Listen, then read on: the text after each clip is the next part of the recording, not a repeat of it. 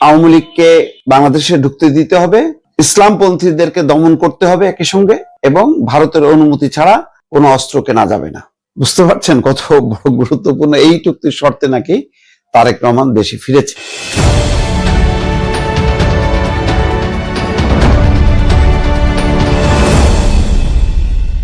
দর্শক, অত্যন্ত গুরুত্বপূর্ণ একটি রাজনৈতিক বক্তব্য। সেখানে আনুষ্ঠানিকভাবে বিএনপির পক্ষ থেকে বলা হয়েছে ভারতের সঙ্গে চুক্তির কথা ভিত্তিহীন, এটা জামাতের অপপ্রচার। জামাত কোথায় অপপ্রচার করেছে একটা ক্লিপ আপনাদেরকে দেখাই। ডাক্তার তাহের।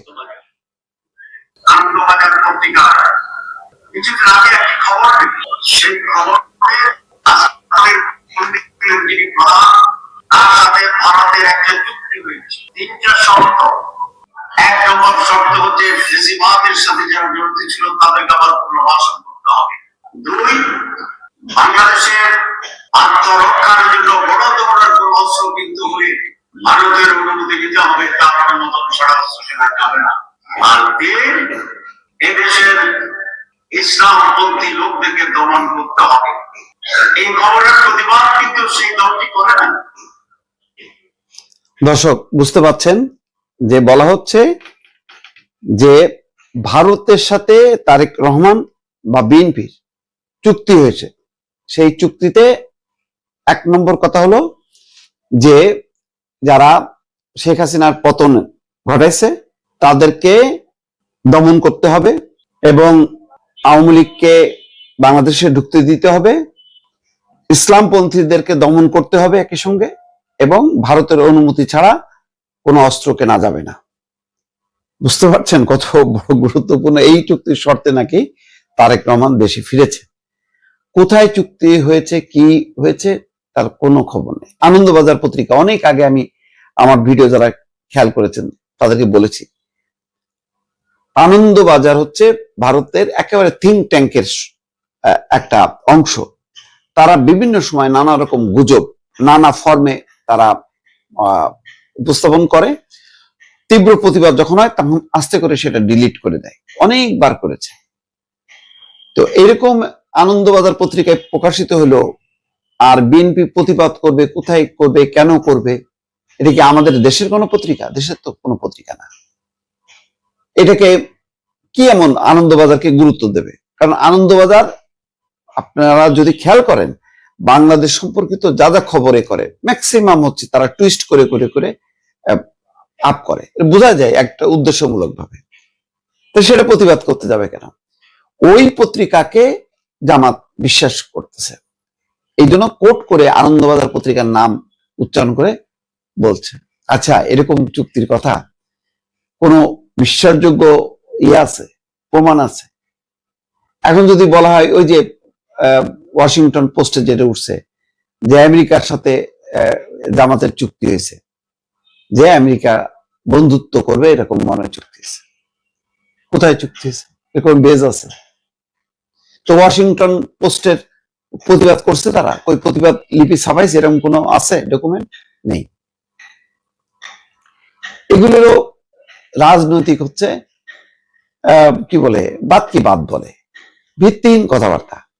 তো এখন তো রাজনৈতিক কালচারটা চেঞ্জ হয়েছে, আমরা যেটা দেখতেছি। এইভাবে মানে ভারতীয় পত্রিকার মানে সংবাদ নিয়ে সেটাকে বিশ্বাসযোগ্যভাবে উপস্থাপন করাটা সঠিক কিনা, যার কারণে আজকে নির্বাচনী কার্যালয়ে এক সংবাদ সম্মেলনে নির্বাচন পরিচালনা কমিটির মুখপাত্র এবং দলের ভারপ্রাপ্ত চেয়ারম্যান তারেক রহমানের উপদেষ্টা মাহাদি আমিন তিনি ব্যাখ্যা দিচ্ছেন, বলছেন যে সৈয়দ আব্দুল্লাহ মোহাম্মদ তাহেরের বক্তব্যকে রাজনৈতিক অপপ্রচার বলছে বিএনপি।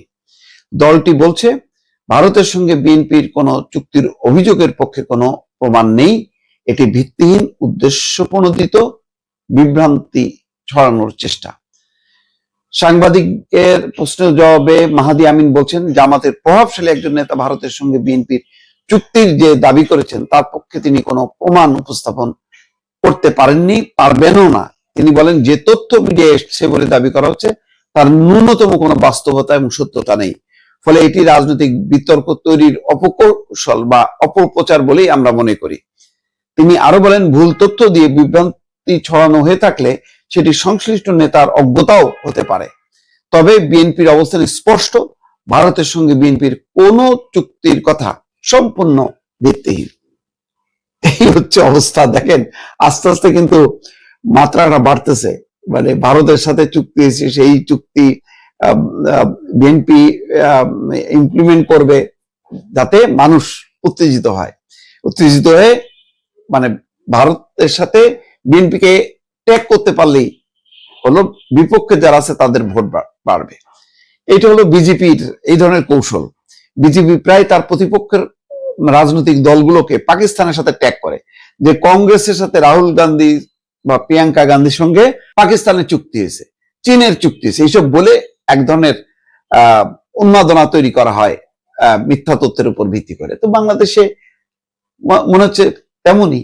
অথচ দেখেন আওয়ামী লীগ নাই, আওয়ামী লীগকে ভারতের এজেন্ট বানানো যতটা সহজ, বিএনপি কি সম্ভব সেটা?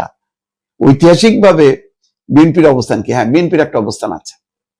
বিএনপির অবস্থান হলো বিএনপি প্রতিবেশীদের সাথে উস্কানিমূলক উত্তেজনামূলক কোনো সম্পর্ক রাখতে চায় না।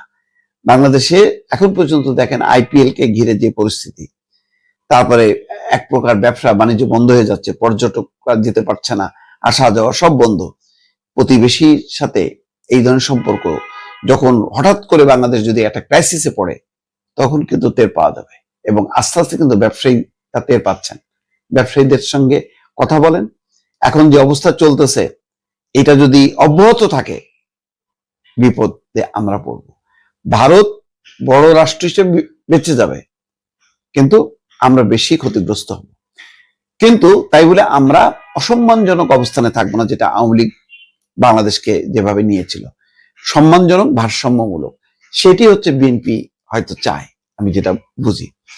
কিন্তু জামাত হচ্ছে এক ধরনের উন্মাদনা তৈরি করে এখন যেই পরিস্থিতিটা আছে সম্ভবত সেটাকেই রাখতে চাই। সবকিছুতেই হচ্ছে ভারত বিরোধিতার নামে এক ধরনের উগ্রতা প্রদর্শন করা।